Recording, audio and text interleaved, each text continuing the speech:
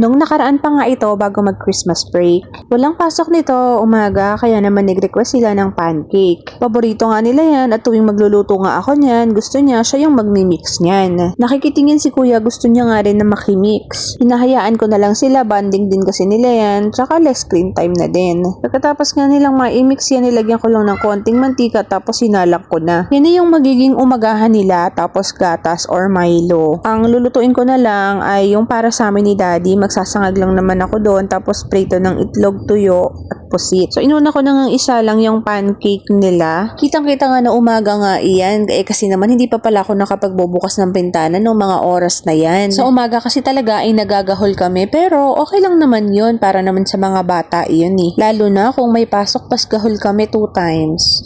2 times? Ay, times 2 pala. So, mini pancakes yung ginawa ko sa kanila. Pati si Johan ay kumakain na rin yan. May mangilan-ngilan nga na nasunog. Medyo napalakas kasi yung apoy ko. Sabi ko, wag na lang nilang kainin yung part na yun.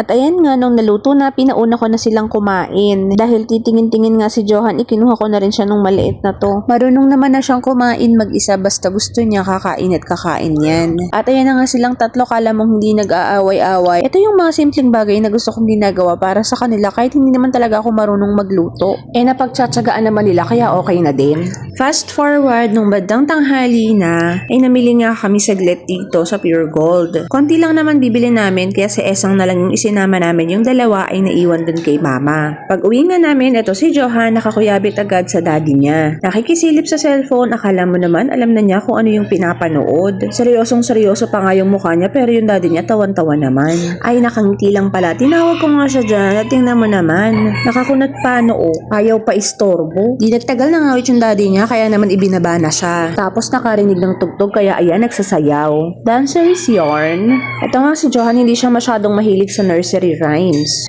Mas nakakatch yung attention niya pag may naririnig siya na tugtog galing sa TikTok. Hindi nga rin siya mahilig manood sa cellphone. Nung bandang gabi naman, umalis nga kami saglit ni Daddy. Iniwan muna namin yung mga bata kay Mama kasi tulog naman yung dalawa na. Naalala ko kasi nasira nga pala yung tsinelas ni Kuya so wala siyang gagamitin sa Christmas party nila. Kaya naman sumaglit na kami dito sa NSN. Bumili na nga rin ako dito nung pandagdag doon sa lalagay ko sa loot bags ng mga bata ko para sa Christmas party namin. Tinitingnan na nga rin ni Daddy yung presyo ng mga wall fan dito. Balak niya kasi maglagay sa puguan ng isa pa. Meron naman ng nakakabit na isa doon pero pag kasi nag-summer sobrang init. Tapos nga nung nagkayayaan kami sa bazaar since nandito na rin naman kami sa bayan at minsan lang kami makapunta dito. Actually first time namin pumunta dito. Di pa nga namin naipasyal yung mga bata namin hanggang ngayon. Anong date na tapos na yung Pasko nung bino-voice over ko to. So bumili lang siya dyan ng shawarma tapos ako naman ay corn dog naman yung sa akin. Dinagdagan ko na lang para may mauwi doon sa mga bata tsaka kay Mama. Bumili na nga rin kami nitong juice. After nga yan ay umuwi na rin kami. As in saglit lang talaga kami. Nagpicture lang kami and then bumili lang kami nitong pagkain tsaka nung inumin. Hindi nga namin napasok yung gawing sa pinakaloob na yun. Siguro next na punta namin, sama na namin yung mga bata para mas masaya. Hanggang dito na lang muna. Salamat sa panonood. God bless. Bye!